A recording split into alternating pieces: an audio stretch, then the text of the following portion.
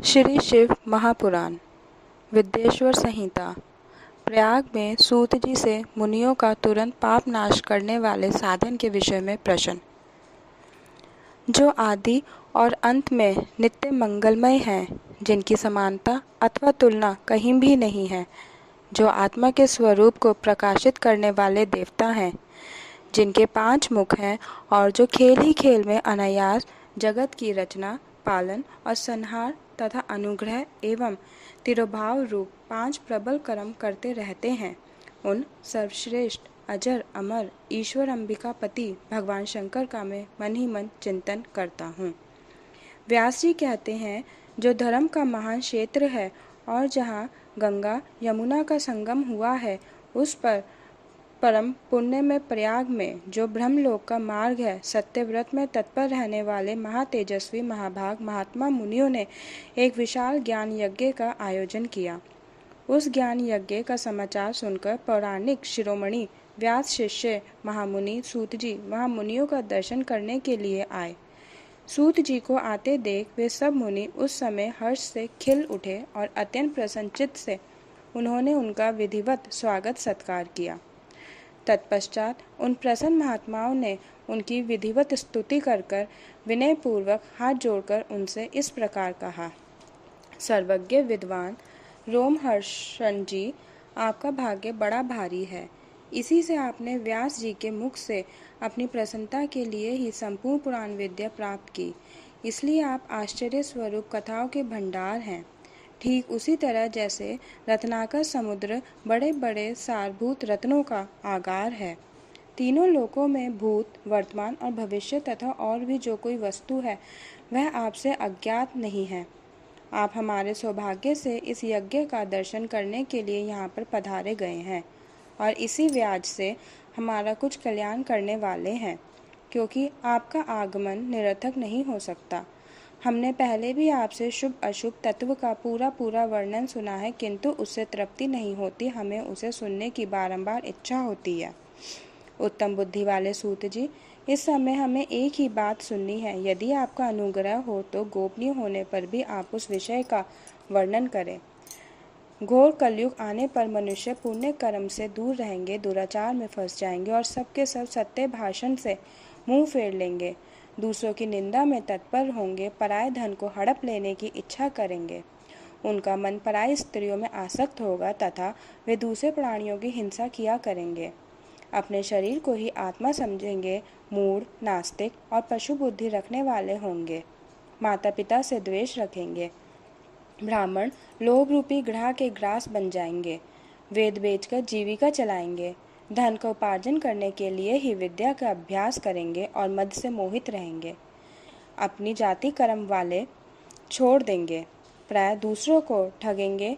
तीनों काल की संध्या उपासना से दूर रहेंगे और ब्रह्म ज्ञान से शून्य होंगे। समस्त क्षत्रिय भी स्वधर्म का त्याग करने वाले होंगे। कुसंगी, पापी और व्यभिचारी होंगे। उनमें शौर्य का अभाव होगा। वे कुत्सित चौर्य कर्म से जीविका चलाएंगे, शूद्रों का सा बर्ताव करेंगे और उनका चित्त काम का किंकर बना रहेगा। वैश्य संस्कार भ्रष्ट, स्वधर्म त्यागी, कुमार्गी, धनुपार्जन परायण तथा नाप तोल में अपनी कुत्सित वृत्ति का परिचय देने वाले होंगे।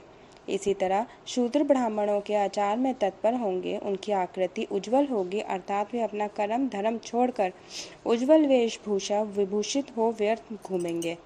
वे स्वभावते ही अपने धर्म का त्याग करने वाले होंगे। उनके विचार धर्म के प्रतिकूल होंगे। वे कुटिल और द्विज निंदक होंगे। यदि धनी हुए तो कुकर्म में लग जाएंगे। विद्वान हुए तो वाद विवाद करने वाले होंगे। अपने को कुलीन मानकर चारों वर्णों के साथ वैवाहिक संबंध स्थापित करेंगे। समस्त वर्णों को अपने संपर्क से भ्रष्ट करेंगे। वे लोग अपनी अधिकार सीमा से बाहर जाकर दिव्योचित सत्कर्मों का अनुष्ठान करने वाले होंगे। कलयुग की स्त्रियां प्राय सदाचार से भ्रष्ट और पति का अपमान करने वाली होंगी। सास ससुर से द्रोह करेंगी, किसी से भय नहीं मानेंगी, मलिन भोजन करेंगी, कुत्सित हाव भाव में तत्पर होंगी।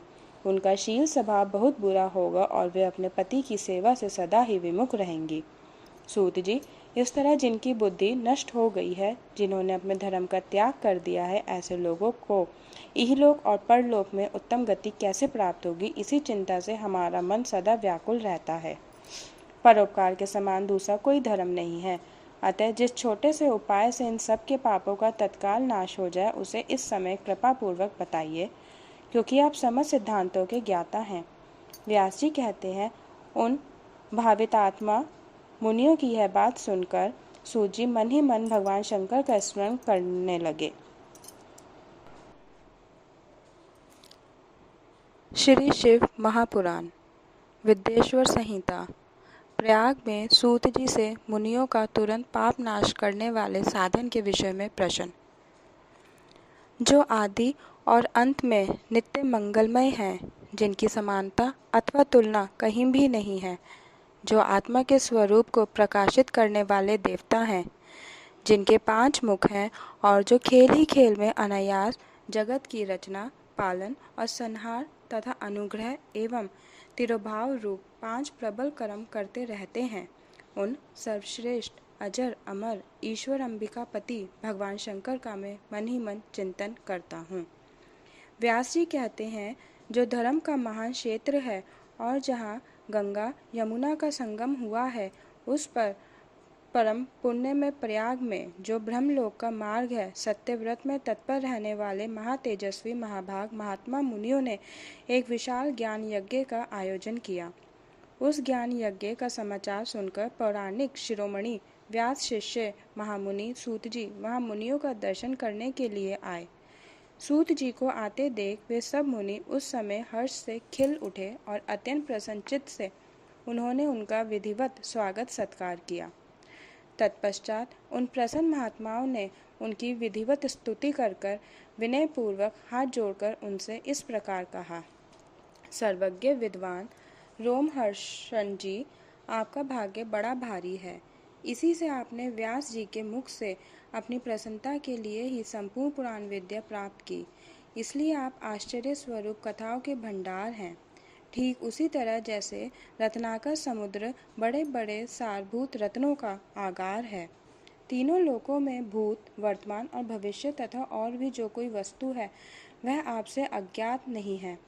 आप हमारे सौभाग्य से इस यज्ञ का दर्शन करने के लिए यहाँ पर पधारे गए हैं और इसी व्याज से हमारा कुछ कल्याण करने वाले हैं, क्योंकि आपका आगमन निरर्थक नहीं हो सकता।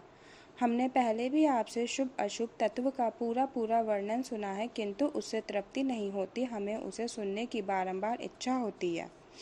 उत्तम बुद्धि वाले सूत जी, इस समय हमें एक ही बात सुननी है। यदि आपका अनुग्रह हो तो गोपनीय होने पर भी आप उस विषय का वर्णन करें। घोर कलयुग आने पर मनुष्य पुण्य कर्म से दूर रहेंगे, दुराचार में फंस जाएंगे और सबके सब सत्य भाषण से मुंह फेर लेंगे, दूसरों की निंदा में तत्पर होंगे, पराये धन को हड़प लेने की इच्छा करेंगे। उनका मन पराई स्त्रियों में आसक्त होगा तथा वे दूसरे प्राणियों की हिंसा किया करेंगे। अपने शरीर को ही आत्मा समझेंगे, मूढ़, नास्तिक और पशु बुद्धि रखने वाले होंगे। माता पिता से द्वेष रखेंगे। ब्राह्मण लोभ रूपी ग्रह के ग्रास बन जाएंगे। वेद बेचकर जीविका चलाएंगे। धन का उपार्जन करने के लिए ही विद्या का अभ्यास करेंगे और मद से मोहित रहेंगे। अपनी जाति कर्म वाले छोड़ देंगे, प्राय दूसरों को ठगेंगे। तीनों काल की संध्या उपासना से दूर रहेंगे और ब्रह्म ज्ञान से शून्य होंगे। समस्त क्षत्रिय भी स्वधर्म का त्याग करने वाले होंगे। कुसंगी, पापी और व्यभिचारी होंगे। उनमें शौर्य का अभाव होगा। वे कुत्सित चौर्य कर्म से जीविका चलाएंगे, शूद्रों का सा बर्ताव करेंगे और उनका चित्त काम का किंकर बना रहेगा। वैश्य संस्कार भ्रष्ट, स्वधर्म त्यागी, कुमार्गी, धनुपार्जन परायण तथा नाप तोल में अपनी कुत्सित वृत्ति का परिचय देने वाले होंगे। इसी तरह शूद्र ब्राह्मणों के आचार में तत्पर होंगे। उनकी आकृति उज्ज्वल होगी, अर्थात वे अपना कर्म धर्म छोड़कर उज्ज्वल वेशभूषा विभूषित हो व्यर्थ घूमेंगे। वे स्वभावते ही अपने धर्म का त्याग करने वाले होंगे। उनके विचार धर्म के प्रतिकूल होंगे। वे कुटिल और द्विज निंदक होंगे। यदि धनी हुए तो कुकर्म में लग जाएंगे। विद्वान हुए तो वाद विवाद करने वाले होंगे। अपने को कुलीन मानकर चारों वर्णों के साथ वैवाहिक संबंध स्थापित करेंगे। समस्त वर्णों को अपने संपर्क से भ्रष्ट करेंगे। वे लोग अपनी अधिकार सीमा से बाहर जाकर दिव्योचित सत्कर्मों का अनुष्ठान करने वाले होंगे। कलयुग की स्त्रियां प्राय सदाचार से भ्रष्ट और पति का अपमान करने वाली होंगी। सास ससुर से द्रोह करेंगी, किसी से भय नहीं मानेंगी, मलिन भोजन करेंगी, कुत्सित हाव भाव में तत्पर होंगी।